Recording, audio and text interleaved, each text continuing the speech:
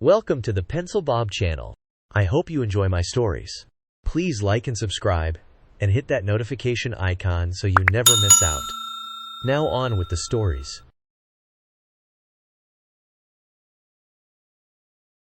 Christmas used to be my favorite time of year. Used to be. Then we moved into this neighborhood, a place that should have been idyllic with its neatly trimmed lawns, flower beds bursting with seasonal blooms, and a community that looked straight out of a snow globe. But the reality, let me just say that living among 50 homes filled with retirees who have nothing better to do than micromanage everyone else's lives is like living in a suburban nightmare. I've got 2 kids under 8, full of energy and mischief, and a job that keeps me running from sunup to sundown. Most of the other residents are well over 55, retired, and apparently dead set on finding ways to make my life more difficult.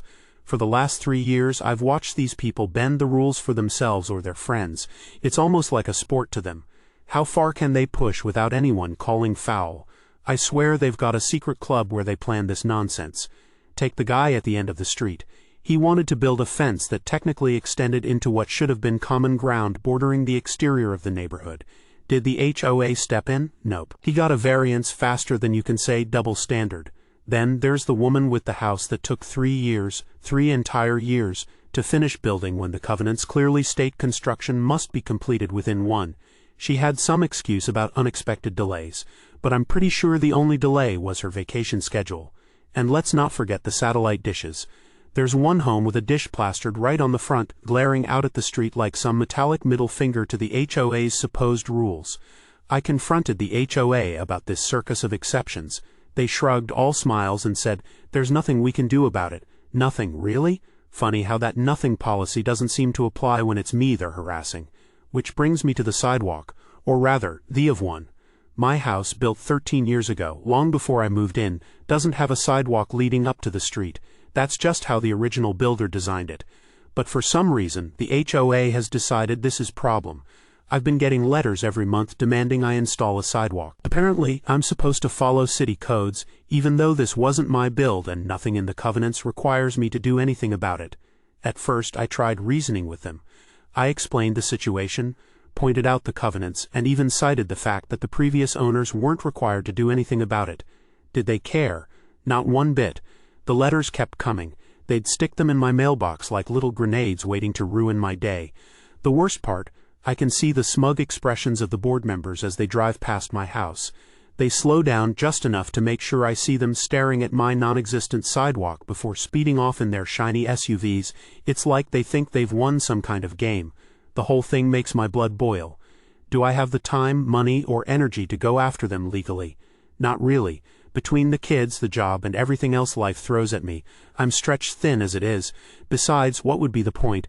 They'd just lawyer up with HOA funds, and I'd be left footing the bill for a fight I'm not sure I could win. That doesn't mean I'm rolling over, though. Oh no, if they want a war, they're going to get one. Just not the kind they expect. You see, Christmas is around the corner. And while I might not have the resources to take them to court, I do have a plan. A gloriously petty, wonderfully obnoxious plan. It hit me during one of those sleepless nights where you lie in bed replaying every insult and injustice, and your mind starts to wander. What's the one thing this pristine, self-important neighborhood can't stand? Chaos. And what's the most chaotic, joyfully excessive thing I could possibly do? Christmas inflatables. So many inflatables. I'm talking an army of them. Santa, reindeer, penguins, snowmen, Grinches, you name it. If it lights up, blinks, spins, or sings, it's going in my yard. I want my half-acre lot to shine so brightly that planes mistake it for a landing strip. The pièce de résistance? A synchronized light show set to the most obnoxious holiday music I can find. I want the kind of display that makes Clark Griswold look like an amateur. The first step was to gather supplies.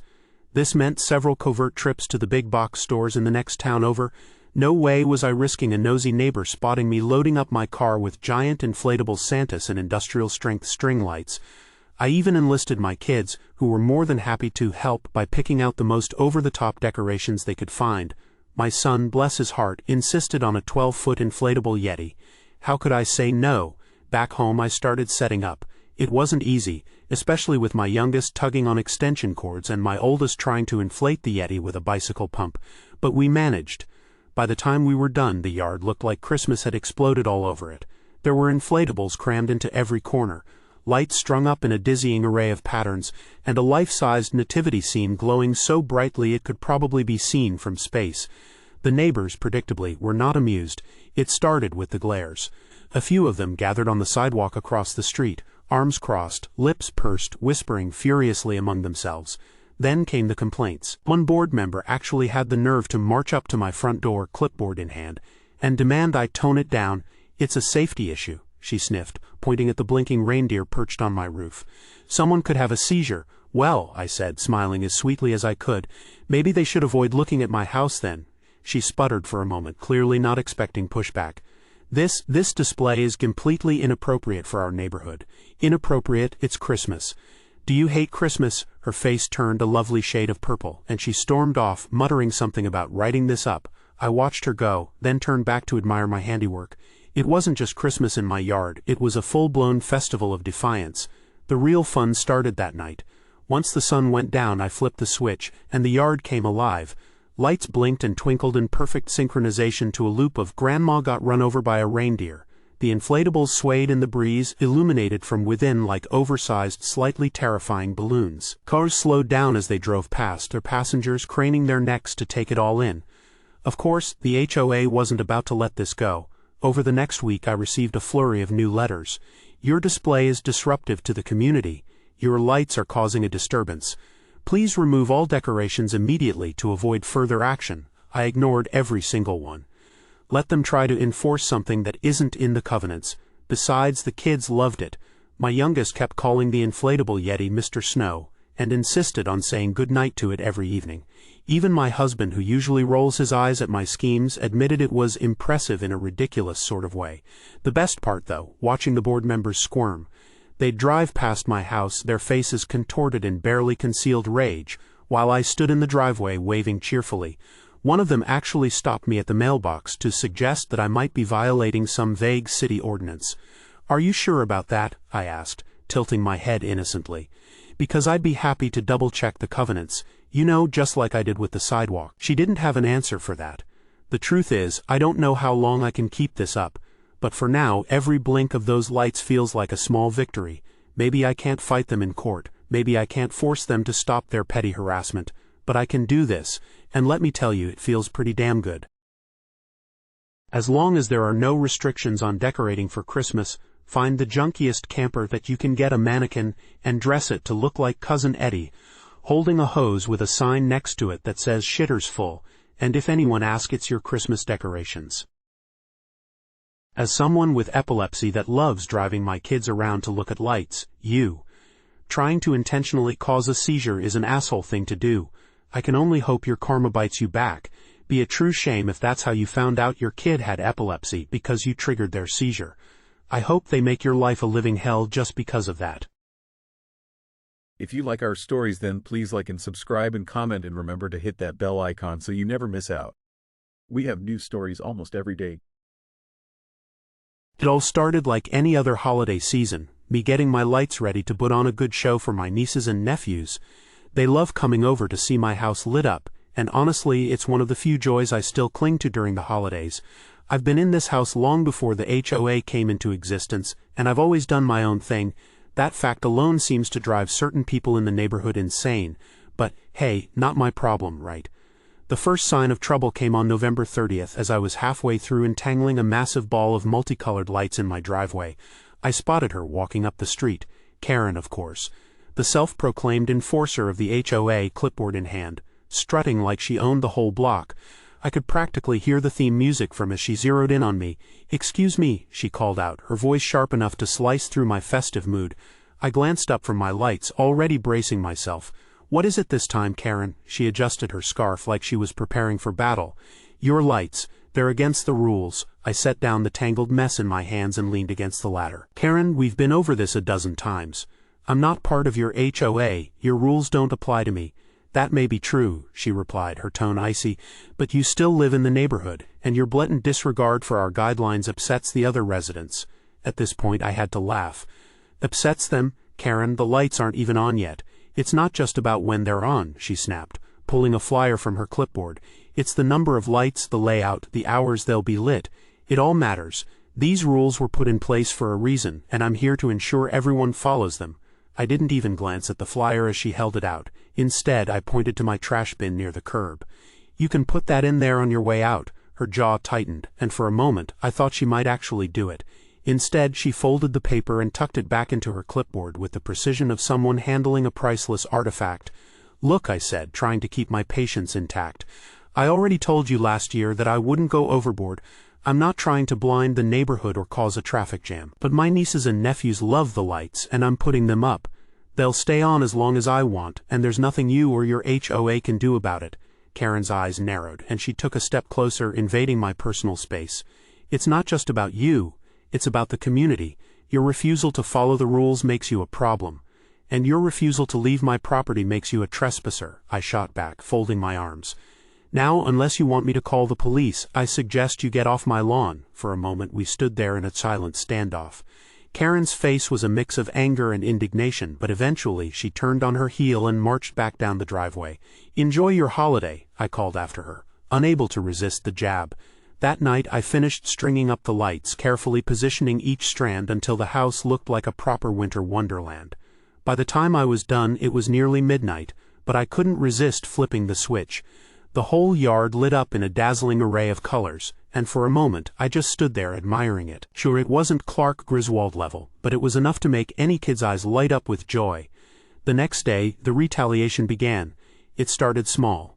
A nasty note on my door, unsigned but undoubtedly from Karen or one of her cronies. It read, "Your lights are an eyesore and a disruption to the neighborhood.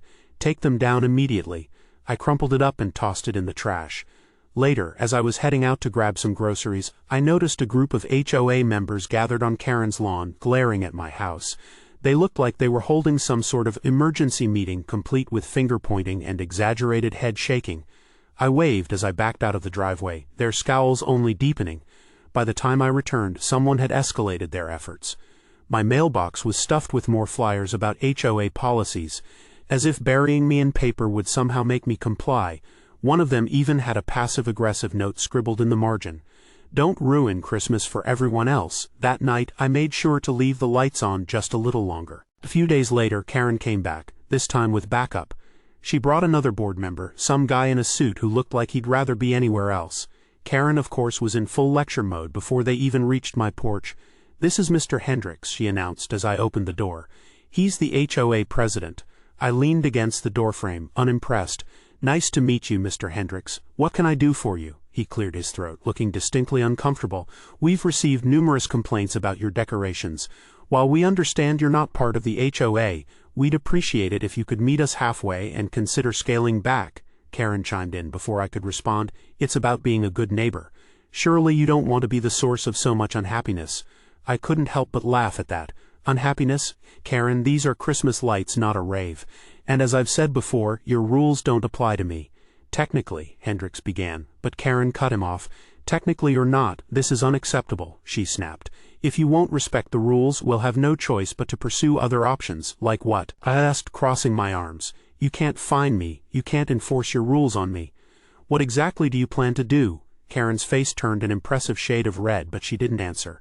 Hendricks muttered something about keeping the peace before dragging her back down the driveway. The next morning, I woke up to find someone had unplugged half of my lights. I plugged them back in and added a few more strands for good measure. Later, my neighbor from across the street stopped by to laugh about it. "Looks like you've got them all riled up again," he said, sipping his coffee. "You'd think they'd have learned by now." "You'd think," I agreed, shaking my head. The harassment didn't stop, of course. Over the next week, I found more notes, more flyers, and even a poorly written letter threatening legal action, which I knew was empty nonsense. Every time they tried to push me, I just doubled down. I added a few more decorations, including a giant inflatable snowman that played music. The kids loved it, and I knew it would drive Karen up the wall. Sure enough, she came storming back a few days later, this time alone, her clipboard nowhere in sight. She looked ready to explode as she stomped up the driveway. "This is harassment," she declared, pointing at my house like it was a crime scene. "No," I replied calmly. "This is Christmas," Karen sputtered. But whatever tirade she had prepared fell apart as a group of neighborhood kids ran by, laughing and pointing at the lights. Her face twisted into a scowl as one of them shouted, "Your house looks awesome. I couldn't have planned it better if I tried." I used to be annoyed when people started Christmas decorations before Thanksgiving. Then I started putting my own outdoor decorations up. Turns out that ladders are super dangerous when temps are so low that you can't feel your fingers, but you can't wear gloves while threading the light strands through the tiny hooks. For a few years I would decorate the day or weekend after Halloween, then not turn anything on until I was on my way out of the house Thanksgiving afternoon to go shopping. I turned them off after the Epiphany, January 6th, so that they stay on for all 12 days of Christmas, but usually left them up until it was warm enough to get them down safely, or get the yard stuff in without getting wet, muddy shoes. My new policy is, screw it, if it brings you joy, put your lights up. I now have LED lights up that I can choose the color of, so I just change the color for different times of year, and leave them on the 24th of July 365. I wasn't feeling well for a while. Chronic illness, 0-10 do not recommend, so I didn't get my burlap pigs out this year yet. Maybe if I can do that if the weather is nice next week when my sink gets replaced so I can be away from the noise. But seriously, if it makes someone happy to have them up, I don't care anymore. I don't care if it's June. If it makes someone happy, it's their house. I also wear my black cat Halloween leggings year-round, so maybe my opinion isn't valid. My husband used to work at Walmart, which meant that he worked there Thanksgiving Day even that they called Black Friday. So we'd eat early and I'd go shop while he worked. The first few years after we got our condo, I bought a new outdoor Christmas decoration every year. Some of those are wireframe pigs covered in burlap and with lights. There's a brown standing pig with a Santa hat, a pink standing pig with wings, and a pink pig with wings that is on its hind feet like it's taking off. There's also a moose in a Christmas hat who I named Morris from the Christmas Story record I used to listen to as a kid. That's the thing though. OP isn't a part of the HOA that is demanding that he take the lights down and follow our rules. They fine him because he doesn't belong to them. They're just harassing him about it. I'm still going to sigh at your inflatable Santa in a helicopter or on a motorcycle though. Quietly but sighing. There's a lady on TikTok whose inflatable Santa would probably cause you to either blush or crack up. Her husband fixed the waving Santa arm with zip ties but miscalculated the positioning of the arm. So, Santa now looks like he's doing something NSFW.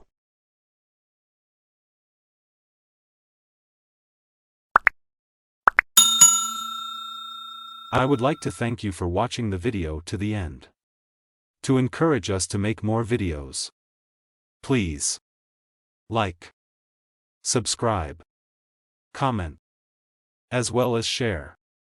Check out this other video if you haven't already.